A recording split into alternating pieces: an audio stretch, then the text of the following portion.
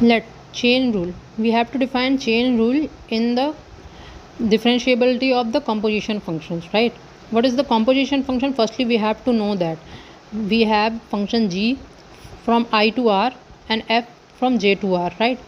If there exist two functions, then the composition of function, how to describe, it is described when f of j is contained in I.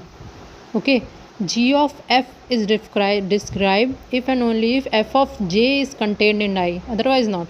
That means that if I is equals to 0 comma 2 and j is equals to 0 comma 1, then if the function's value at 0 comma 1 which is contained in 0 comma 2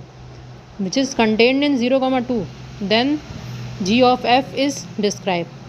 Okay, otherwise we do not explain g of f. Okay, now if f is differentiable at c and c is the point is in j, of course the domain of f is j and the point of c is j. Now f is differentiable at the point c, and if g is differentiable at f of c, and we know that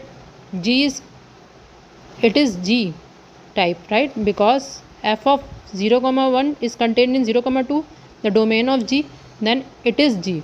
Okay, so if g is differentiable at f of c, if g is differentiable at the f of c, then the composition of function is differentiable at c. How to be define that the composition of the function is differentiable at c? G of f of dash of c, which is equals to g dash of f of c and the derivative of this f of c. Okay, now let us define by the example. If any function which is differentiable on this set I and g of phi is equals to y ki power n, then the derivative of g is g dash of y is equals to n y ki power n minus 1. When we have to find out g of f of dash of x, that means that g dash of function and the derivative of this function. What is fx? There is no description of fx, so we can take y is equals to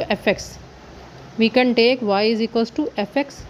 So this becomes fnth dash of x, which is equals to n fx whole ki power n minus 1 into this function's description, right? This function derivative, that means f dash of x for all x is in I. So this chain rule.